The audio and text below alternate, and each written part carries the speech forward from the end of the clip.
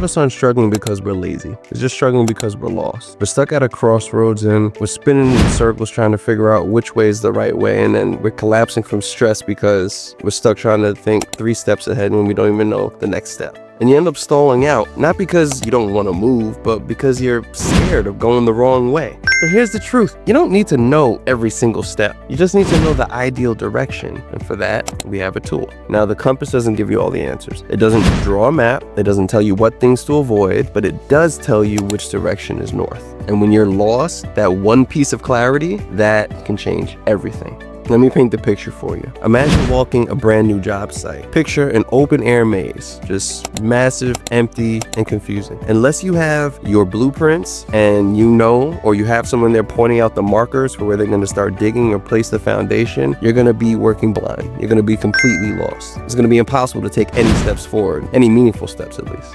In a similar way, a compass gives you orientation. Not all the fine details. It really just gives you the reality of which direction you're facing, and then you can use that to figure out if you're moving in the direction that you want to be.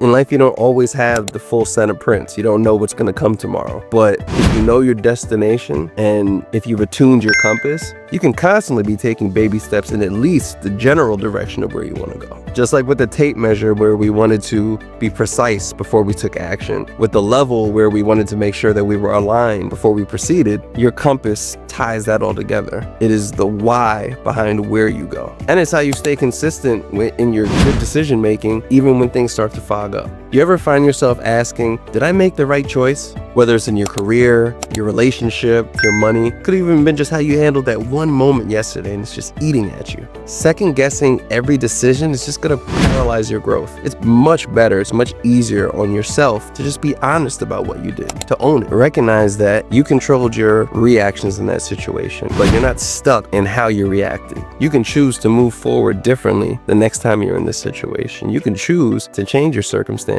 in so much that you control them. Everything is within your power as long as you take control of it.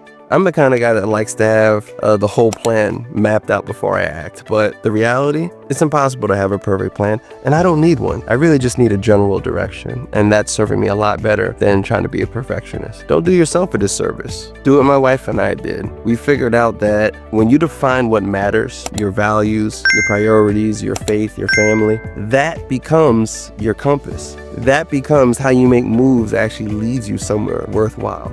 It doesn't guarantee that the roads are going to be smooth by any means, but it does guarantee that you're not going to just start wandering without purpose. Proverbs 3:6 says, "In all your ways acknowledge him, and he will make your path straight." You don't have to know every turn, but you do have to seek alignment with truth. The joy with that is that the path becomes clearer over time as you stay consistent. That's the joy of walking by faith, not by sight. But whether you're spiritual or not, the principles still stand. We talked about the accountability notepad. We talked about tracking habits, leveling your mindset, right? But this week is about choosing your direction based on something bigger than whatever your emotions might be in that moment. You're deciding your direction so you can handle the emotion of the moment.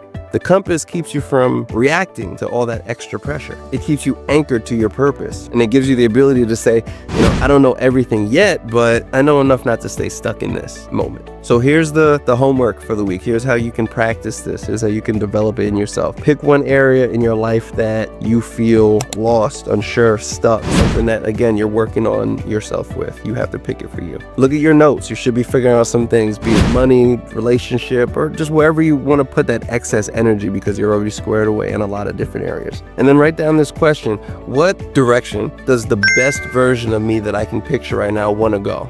That can become your working north. And as you start working in that direction, you can fine tune it. You don't want to make big corrections, micro adjustments, but when you paint broad stroke picture of the direction you want to go, you're going to be able to better narrow that down. And then as you make decisions regarding that area this week, ask yourself, does this course of action move me in the direction that my compass is pointing? Because this week we're not worried about tracking results per se. You're really more taking a barometer of your alignment. Are you making choices in alignment with your compass, the things that you tell yourself are important? Because you're proving to yourself every day whether you should believe your thoughts or not. Let's start believing ourselves, yeah? Remember, we're practicing how to choose and commit to a direction, all right? Write it down, post it, make it real. Let's see some movement here, guys and girls. Seriously, I'd love to see them. Tag me. I will definitely keep you honest. Set your compass so we can actually build, all of us, towards something that is significant and worthwhile, that leads you somewhere where you want to be, right? So this is week 6 of our 12-week Toolbox series, halfway there.